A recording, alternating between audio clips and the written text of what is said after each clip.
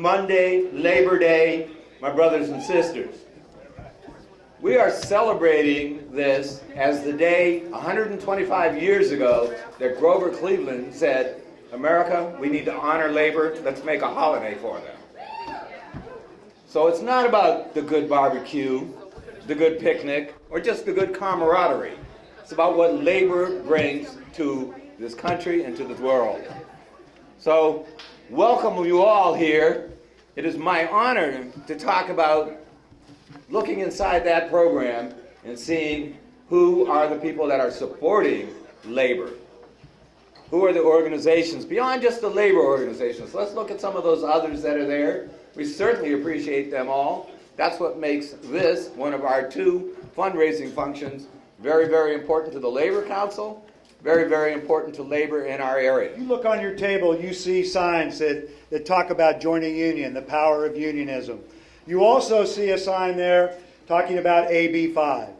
And we have AB5 t-shirts in the back for anybody that would like one. This is a pinnacle moment in labor where we're trying to classify and codify a Supreme Court decision on what constitutes a contract worker. And this is going to dictate the future of labor. And we're working very hard to lobby all of our elected officials.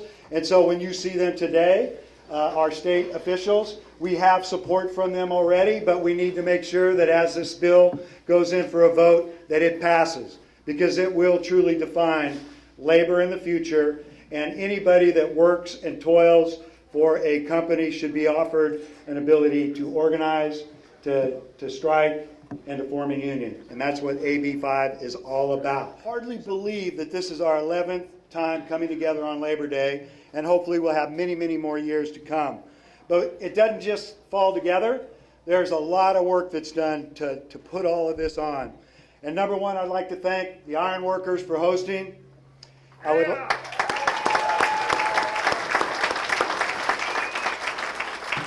Our operating engineers, Local 3, that comes in the day before, the morning of, and puts this wonderful breakfast on for us. We have IBW 180 in the back. One of my favorites, serving cold beverages for everybody. They had to get up early and come out here this morning.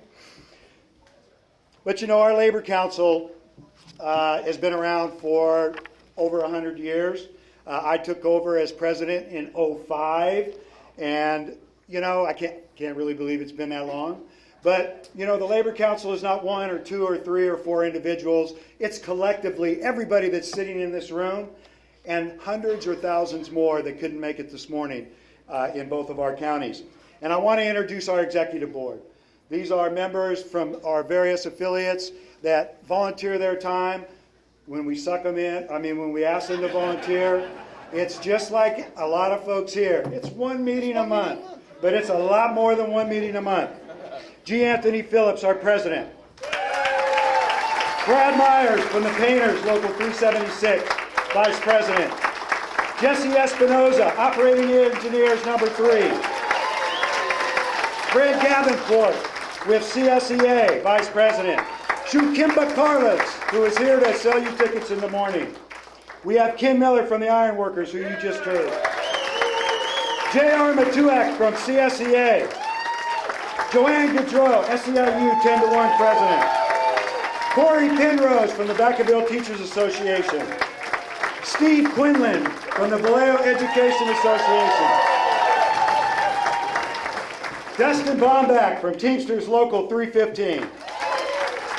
Glenn Branneman from Vacaville Teachers Association, CTA. Dave Eilock, IBW 180, trustee. Renita Cogburn, SEIU 10-1. I don't know if Renita's here, but she's a stalwart, but one of our longest standing board members. Our new office manager, Shirley Herbert, who has come back to us after a few years away, and we welcome her. And I am John Riley, your executive director. Happy 125 years of celebrating Labor Day. Without our labor unions, we would not have a 40-hour work week, time off, or vacation pay. And because of labor, we now can look forward to prevailing wages. Thank you, labor, for all that you continue to do for the men and women that work so hard in this country. Happy 125 years. This is what it's all about. Why do we as unions come together and use our political action committees to help people get elected that share our values? Those folks that we know, when they're faced that tough decision, all we can rely on is what they told us that they stood for, the values that they believe in, and how they comport themselves, and more importantly, how they treat others. And the agents that they have out working for them treat others. And so that's what we're here for. We wouldn't be the Labor Council, we wouldn't be as successful if we did not have the support of our elected officials. Knock on wood if you're with me. All right, so what do? Last time we came here, we had a big election. Did pretty good, going good, right? And that's why a lot of you guys are sitting out here as well.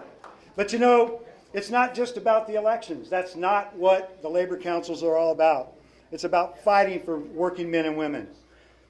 How do we do that? We build power through coalitions. And we've got some committees that do work year-round that we're very proud of. We have the Napa Working Families Coalition. And we center our work around the Civic Center, the Queen of the Valley, our council elections, our PLA discussions, project labor agreements, very near and dear. You want to hire workers close to where they live? Sign a project labor agreement. Knock on wood if you're with me. Oh, and my new number one topic that I've had to learn more about than I ever wanted to know since 1976 when I went to high school, cannabis, right? And we have our local union cannabis shop, Vallejo Holistic Health Coalition, Greg Show over here. We have Jumpstart Vallejo, which is business, labor, community coming together in Vallejo to have those hard discussions, to get involved in the political process, elect people that share our values. And we work on all kinds of different issues facing the city of Vallejo. We have our Benicia Working Families Coalition that came together last year in the election, did pretty doggone good. That's made up of teachers, firefighters, police officers, building trades, Central Labor Council, and businesses that want to see forward progress in the city of Benicia, and we're meeting monthly, and we will continue to do that. Jana Medina started a Benicia Leaders Roundtable, modeled after the governmental affairs committees from the various chambers of commerce. I call Jana, she works for Assemblyman Tim Grayson. She's the yin to my yang. We work on a lot of stuff together in the community. And Benicia Leaders Roundtable just started several months ago, and you'll be hearing more and more about it. Normally we wait till the end of the program to do this, but oftentimes some folks have other places to go. So we want to make sure that we're acknowledging folks that came before us, that give us that ultimate sacrifice for our country.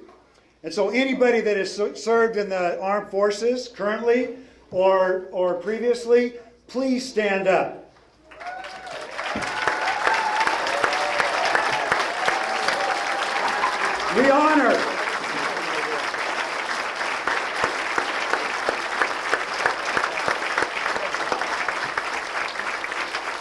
We honor their courage and their sacrifice on behalf of all Americans and everybody across the world that looks to the United States of America for support. Knock on wood if you're with me.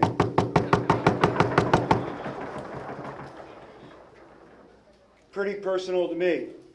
There's a few young men in this crowd that very near and dear to my heart. My son Connor Riley, Sergeant from the 3rd Battalion, 4th Marine. We call him the Thundering Third. He's here with Sergeant Garrett Ryan, Corporal Alex Sipos, and Corporal Peter Wilson, who all were deployed in Syria.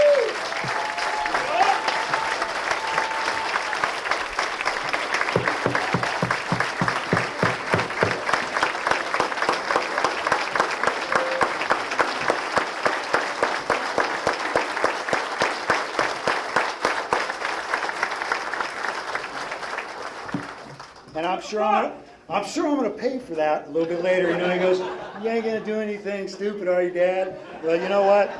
I'll tell you what. I don't think there's anything that could or would be a more prouder moment for a father than to look their son in the eye and tell them, you're my hero. So thank you very much.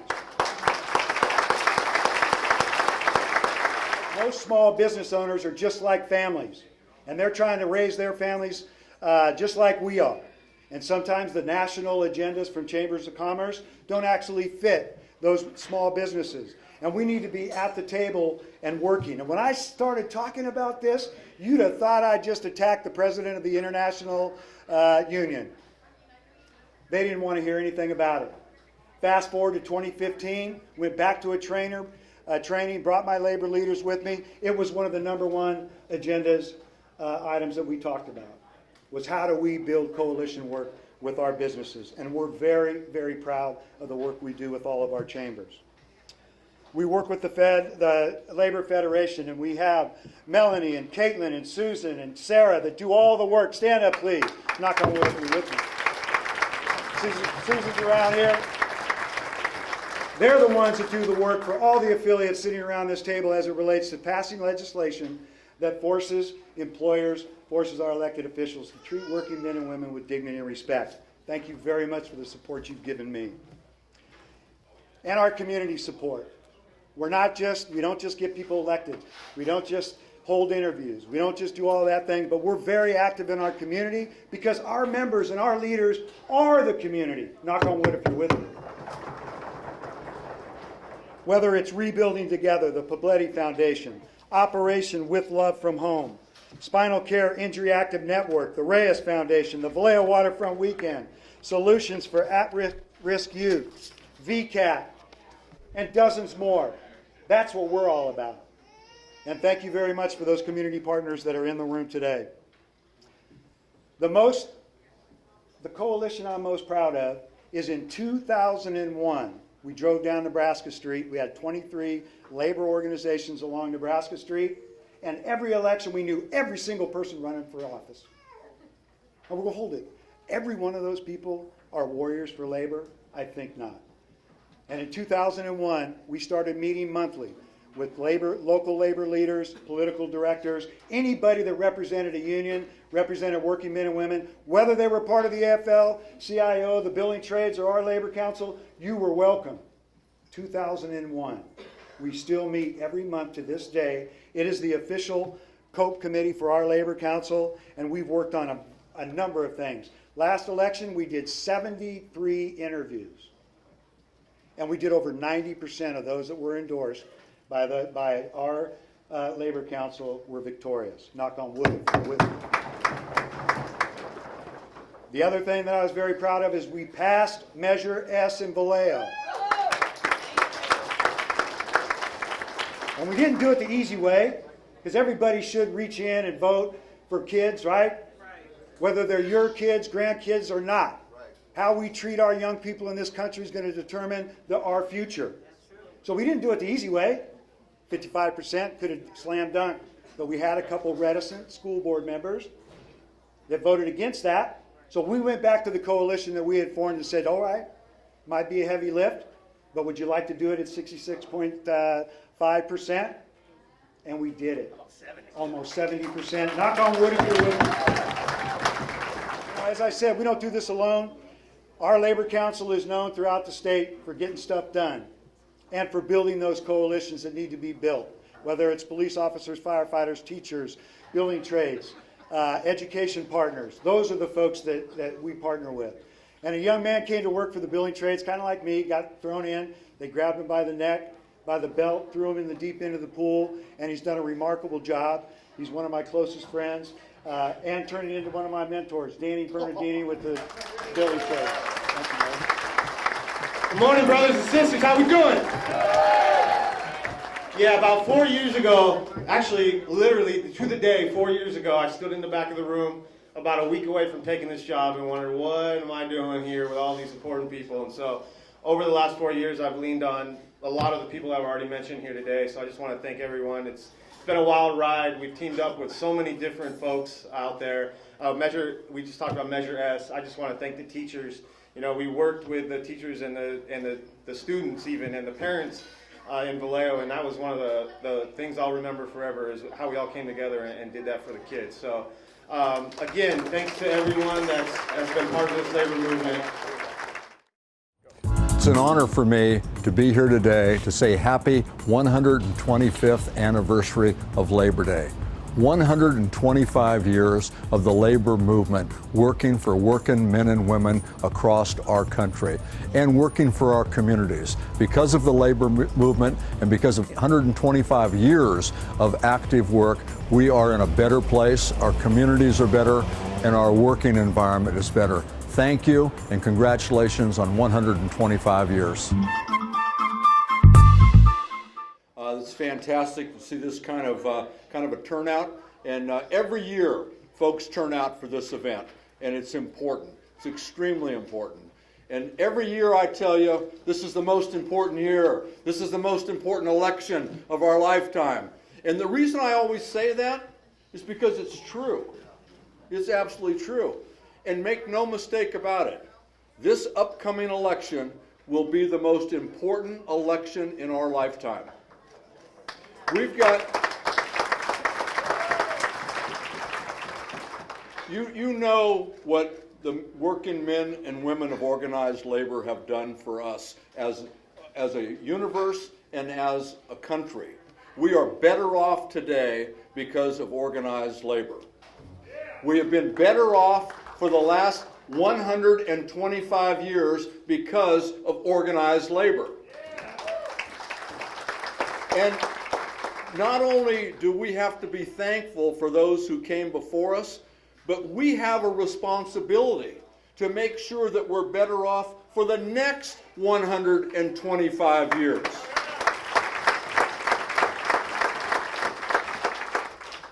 And it's going to start with this next election. We've been able to do some things in Congress this year that we haven't been able to do for a long time.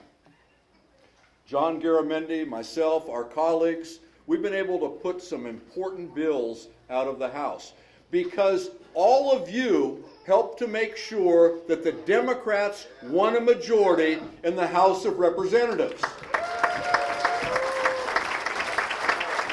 No more Paul Ryan holding us back. No more Republican majority stopping bills that are important to the people of the country moving forward. We have a majority. We've been able to put out some important pieces of legislation, many of which are important to the labor movement and the men and women who get up every morning and go to work.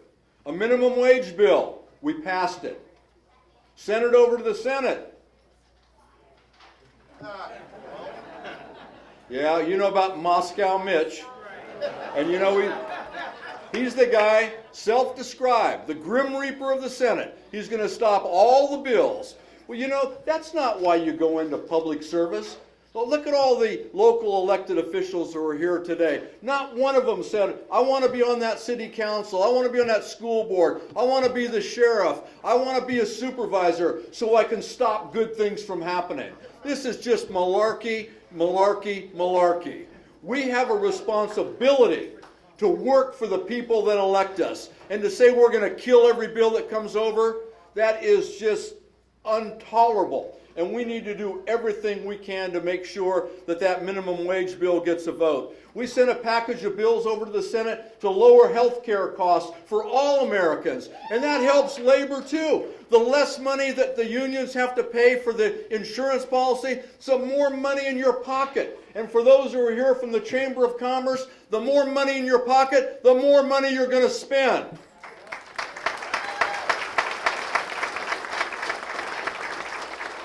And these guys want to cut Medicare and Social Security. You know, none of us know anybody in our area on Social Security who takes that check every month and puts it in a hidden account in the Cayman Islands.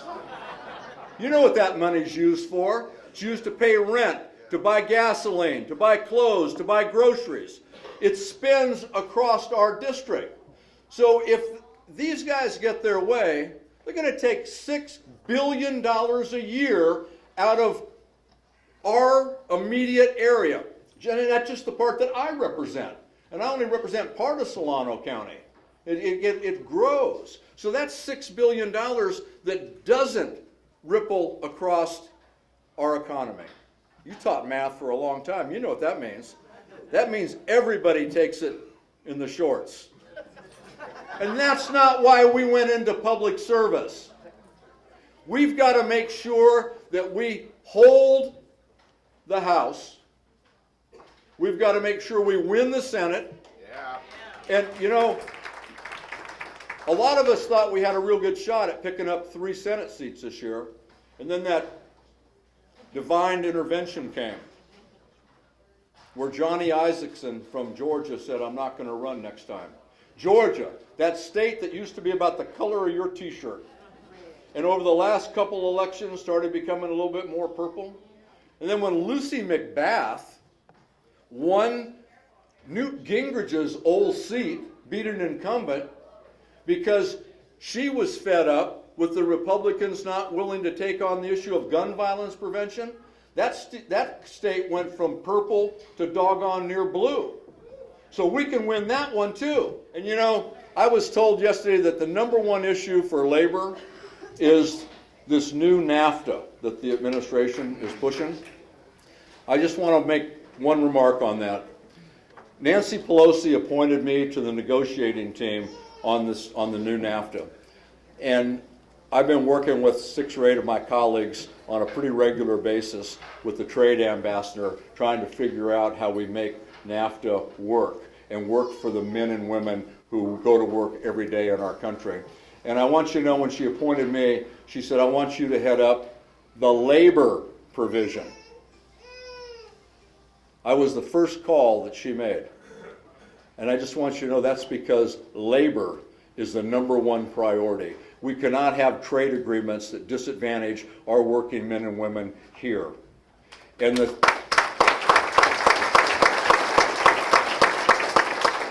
hand in glove with that is the issue of enforcement. We can have the best negotiated trade agreement in the world, but if there is no enforcement on those provisions, it's all for naught.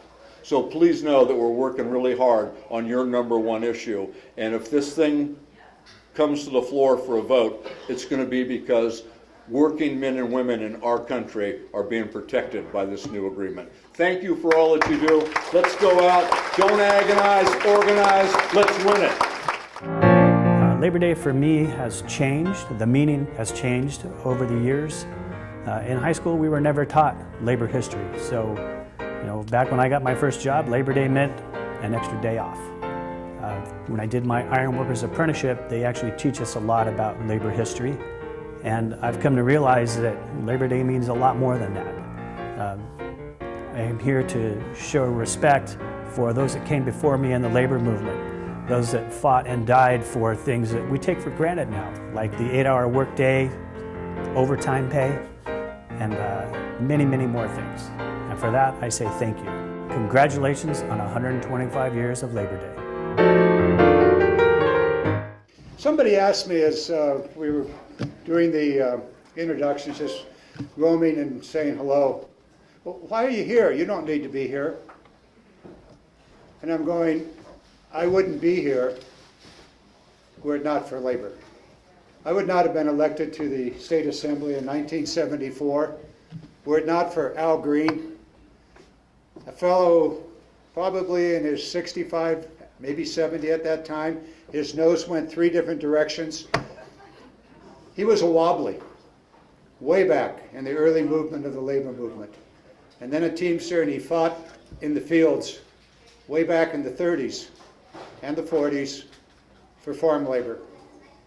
I wouldn't be here as a member of the state Senate were it not for Dick Zampa, were it not for the operating engineers.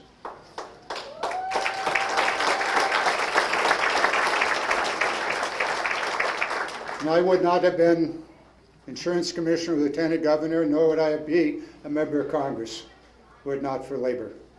So why am I here? I'm here because of you. Everything I do, every opportunity I have to speak, to work on issues like Make It in America, the environmental issues, every one of those is a direct result of labor's support over the years. A lot of years now, 35 different elections, every single one. So I'm here to say thank you. I'm here to express to you my sincere appreciation and my internal commitment to the working men and women and the labor unions of America. That's where I am, that's who I am, and that's why I'm here today, to say thank you. And to look to the future. We got things to do, folks. We've got things to do. Mike laid out what happened because of what you and men and women across this nation did this last year. We were here last Labor Day, and we knew we had a task ahead of us. We knew we had to change the nature of this country. We knew that Donald Trump was taking us down a path of total chaos, of allies being ignored, of the very fundamentals of this nation being pushed aside, where truth had no place, where honesty had no place in American politics, where up was down and down was up, and we were living in Alice in Wonderland. We knew that a year ago. And every single one of you in this room and across this nation, you made a difference. You made the House of Representatives Democratic, and we are changing the course of this country right now because of what you have done. And I'm thankful for what you have done. Mike spoke to many of the pieces of legislation. Much of the work that's been done, incomplete. But this year, 2019, 2020, or 2020, we've got another task ahead of us. We absolutely have to have a different president. We will choose who it's going to be, but it cannot, it must not, and it will not be Donald Trump.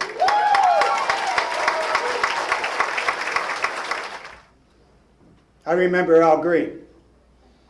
And I want you to know that I remember every single one of you in this room that have helped me, that have helped Cecilia, Mike Thompson, Bill Dodd, the supervisors, the sheriff. We're thankful. We know that our work cannot be done without the support of labor, and we're grateful. And every single one of us share your commitment to families, to the health of the families, to living wages, to the future of this globe on which we live. We know our task as your elected representatives, and we'll carry on because together we're stronger. Thank you so very much. So I'm just delighted to celebrate 125 years of Labor Day. And you know, for me, what labor means to me is organized labor and the great jobs, you know, good paying jobs that allow people to get ahead in life. Retirement security that helps people retire with benefits that help them be able to, celebrate the lives with their families in the, the next generations or two.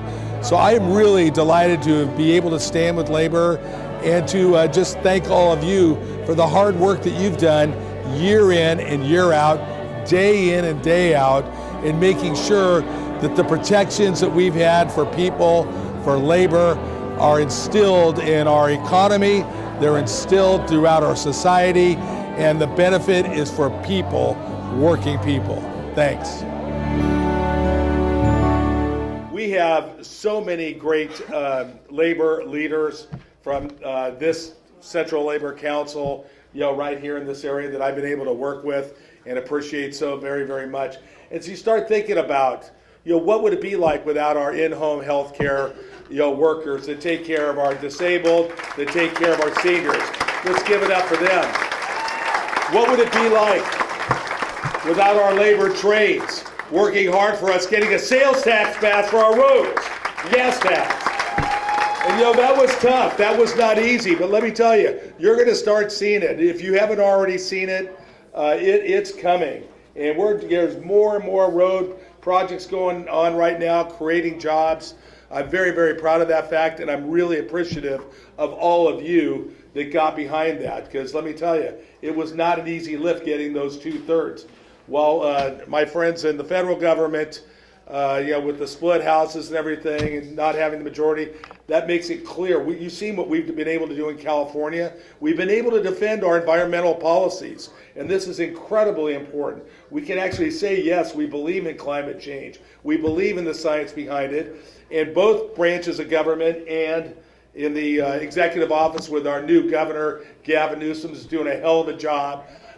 We get it, but that's what we've got to do for Mike Thompson and John Garamendi, is get to work across this country and make that happen there. We could go on, and I could go on and talk about all the other different trade groups, unions. They're on the walls. It's pretty amazing. But I want to call out our teachers. You know what? I really want to call out our teachers. And when I first came to Sacramento, as a county supervisor, we don't do education. It's our school boards, and let's give it up for our school boards that are here, college, high school, the unified districts. This is a tough sport right now. It's a very, very tough sport. And I'm so appreciative of what they've been able to get done in Sacramento and coming and working to make sure that charter schools are the exception, not the rule. That there's equality throughout on how we measure things. And I think you guys have just all done a fabulous job in a tough environment. But we can't stop here, because education is our future. I mean, that sounds so simplistic, but damn it, it is really incredibly important. We talk about work, we talk about labor. This is the next workforce for the next generation that we are teaching right now. And we cannot stand any longer for mediocrity. We got to fund schools the way they deserve to be funded. We got to take care of the pensions that were promised. I really applaud Gavin Newsom for putting $2 billion in CalSTRS, which we probably should have been doing the last 3 or 4 years. Anyway, I'm going on a roll now. Thank you all very much. I'll get off. I appreciate everybody. Thank you. Well, this is great. Thanks for inviting me this afternoon. I don't even know what time it is. We left so early this morning. We're over at Roanoke Park over at the Union Hall over there. So thank you so much. But first of all, I'm a little bit different speech than everyone has here, because I have 2 things I want to talk about quickly. First of all, I want to thank the unions. They have been to my office. They come and really advocate for all of us. And it means a lot, because whether it's John, whether it's Danny, there's many of you that have come into my office, and I really appreciate that one-on-one conversation, and I want to encourage you to continue to do so. But I also want to thank you that you all helped me on an incredible trek that I'm making on a constitutional amendment. Now, did I get there yet? No, but I'll tell you a little bit why it's important. The constitutional amendment is to lower the voter threshold from 2/3 to down to 55% for all local infrastructure projects, affordable housing, broadband, libraries, water districts. It was for all of us, and I really wanted to make sure you had jobs.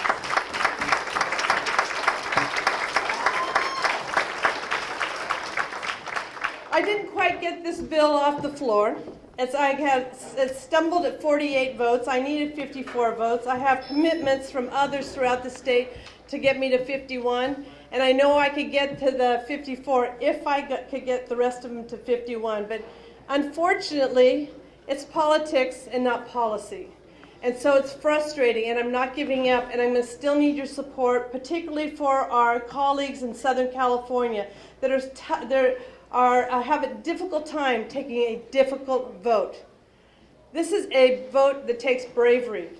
And I want you to all remember that when I start asking again for the votes and the support for ACA 1. And I want, again, John, and you've brought all the people to all the meetings. Thank you so much, but I'm not giving up, and I never give up.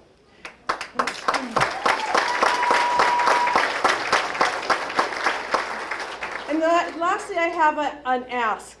And the ask of you is that we are going to be doing the census. And it's important for every one of us in this building to make sure that we get an accurate census count. And I'm hoping that you will think about that, take it home. Maybe the union will actually support us on this. We need to get an accurate count. This helps us get federal funding that we desperately need that will help all Californians, the entire gambit from rural areas to urban areas. So my ask is that when you are requested to help on the census, please take the time to do it. We would really appreciate it. And lastly, working families are number one. And every day I go to that office and I sit there and I have to think of these difficult votes I have to make. I've already voted on AB 5. Thank you very much. Hello, what a great day it is to celebrate with you. I was raised in a household of a mother and a father that was deeply rooted in labor, specifically my father, a member of the Teamsters for over half a century. For 125 years, we have rightly celebrated all that labor has done in its movement to better the lives of millions of people. That's generations over and over again. But today, we face the threats, and we are reminded of the threats that every hard-working man and woman face in the workplace. Nonetheless, we are comforted to know there are organizations just like yours that stand up for, that fight for all the values that we hold dear. I am honored to celebrate with you today. Congratulations to each and every one of you. So thank you, Danny, for that introduction, and John Riley and to the Napa Solano Central Labor Council. Thank you for most recently for the recognition. And I really, honestly, promise you, Dan, I really do mean it. And I care about people. That's been my life, if you look back in my past. And you heard my story about how I was raised in a labor home. And Labor Day to me was not going to the nearest amusement park or trying to catch that great sale. As a child, Labor Day was packing the picnic basket, getting into the car with mom and dad and my siblings, and going to my dad's workplace where we could climb up in the truck, being a Teamster, and we could see what dad does, and then spending the day with brothers and sisters in the Teamsters. And to us, it was labor. To me, labor today organizes organizes working people, men and women, that stand together into unions that through coalitions and solidarity create a voice powerful enough to reach the offices of CEOs, boardrooms of corporations, and even the Capitol and legislators' offices. But why is this so important? Why is it important to us to be able to have that powerful of a voice? Because on every side, the unions, labor, are facing threats, especially from the environment we're experiencing from our federal administration. But we're also experiencing threats in the realm of our future with tech and also corporate greed, our misclassifications that are taking place with employees, and especially in the world that I'm involved in with construction, underground economies. Thank you. And every bit of all of those things, they impact each and every one of us. They impact me. They impact mainstream America. They impact hardworking, middle-class working America. And so that's why our voice is important. That's why it's important for us to stand up. As a matter of fact, it's important for the trades and crafts to be able to push forward and remain successful and preserve PLAs, project labor agreements, which I see them as prevailing wage, local hire, and apprenticeships, PLAs, that are approved by the state. That's why it's important for organized labor and our unions to be able to correctly classify employees, to be able to work on job certainty and to be able to work on retirement or provide retirement and health, and to be able to provide an environment where there is safety, where you know you can go to work and be able to come home safely to your family at the end of the day. Something that I have been working on, especially, I've been trying to make sure that we cover our basis and look at things very broadly, but I have specifically honed in on a few things while in the Capitol in Sacramento. One of them is housing.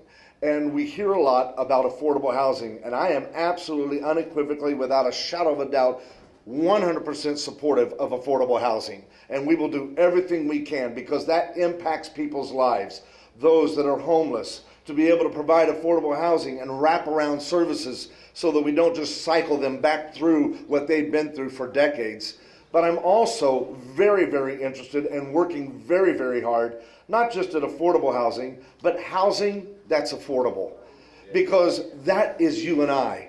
That is us who are working paycheck to paycheck in some cases, and in other cases being hugely impacted by the cost of living, especially in the Bay Area.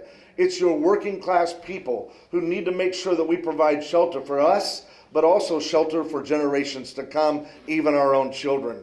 So with that, and what inspired me was my son and daughter. They're growing up, they're getting to the place where they're ready to move out of the house. I've been at that place for a while.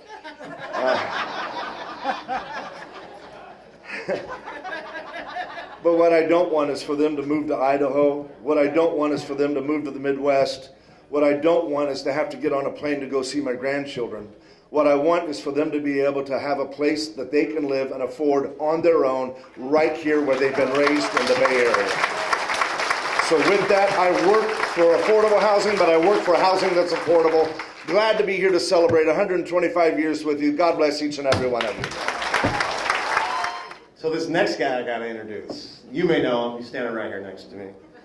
2016, I jumped into this, and we got into the election, and it didn't go great. You know, we backed a lot of first-time candidates, and maybe we didn't work as hard as we needed to or where we needed to. And so from about the day after that, we got back together, and man, it's been an amazing run the last couple of years working with this guy next to me. I think it was sometime right before the election, and we call each other in the morning, hey, we got a 2, we got a 4, we got a 6, and then we got to get this event at 8. And I'm going, geez, man, can we ever take a day off? And I'll never forget, he goes, don't try to keep up with me, baby. And this guy over here, he never stops, and he's only got one goal in mind, and that's to uplift the working people. And he gives up his time and his money and his life to do it. And so give it up for our executive director, Mr. John Riley.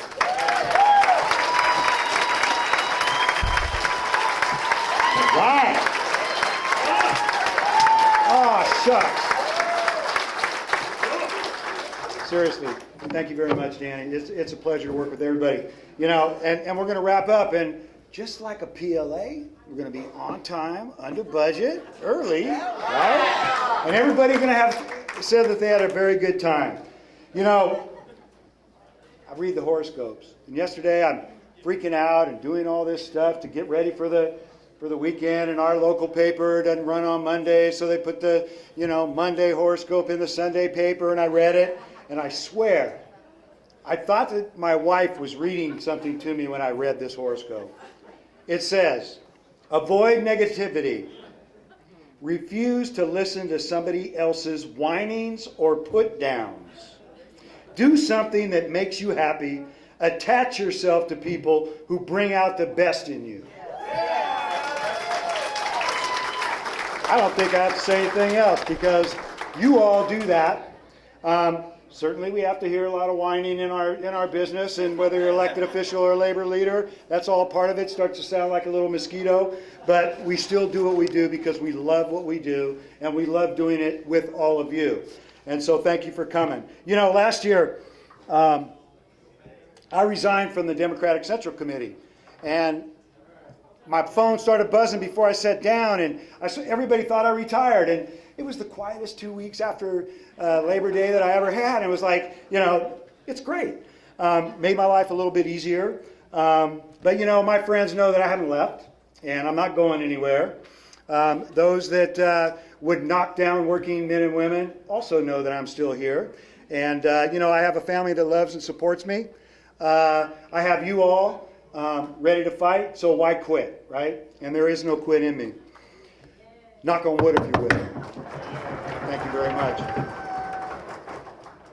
But, our members are made up of Dems and Reps and Green parties and, all the parties that are out there. And we do not attach ourselves to one party. But we know that those leaders in the Democratic Party, those that I've worked for the last 35 years, have the values of working men and women at their core, and so we support them. We never gave up on our friends in the Democratic Party, and we've done great work working with our Napa Democrats, whether it's Joanna O'Kelly or Brother G. Anthony, who's with the Central Committee. And we're willing to work with any Democrat in Solano County that treats our members with dignity and respect and is willing to work with us. And I make that pledge today, and we look forward to the upcoming elections.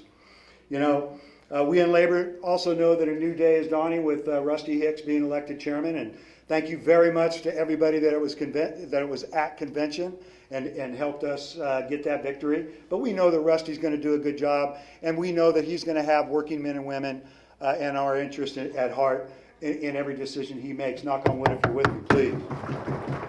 But we have unfinished business, right? So we have leaders and their agents that treat our members with don't treat our members with dignity and respect, and we will not be supporting those candidates. We never have. Well, maybe we have, but we will not be supporting those candidates in the future. We can only endorse so many candidates, but we respect the candidates that stay true to what they told us in their election. That's what you need to do to get our endorsement. Stay true to the values you told us you had in your interviews. Knock on wood if you're with me. Be resolute in your convictions. I had a candidate that came to an interview one time. We asked him, so if this situation came up, what would you do? Well, I'd call you up and ask you how you wanted me to vote, John. Do you think that candidate got my endorsement? Heck no, knock on wood if you're with me, right? We will continue to build coalitions. That's how we won our election. Our field program is great, and we put the boots on the streets and the butts in the seats, and we make phone calls, but it's our coalition work. And when we have candidates that we can go out and say are endorsed by the Central Labor Council, the Teachers Association, the building trades, the police officers, the firefighters, when we go out in our community and we support those candidates, I'm guaranteeing you, 80 or 90 last time, 90% of the candidates we endorsed were elected last time. Knock if you were with me. That's what we did last election. We've spent all year since we left Labor Day doing the same thing, building coalitions with our business, our community, and our labor partners. We hope that you will be with us this year, and we look forward to serving you and your members just the way we've been doing it for the last 15 years that we've been involved. Thank you very much. Enjoy your Labor Day breakfast.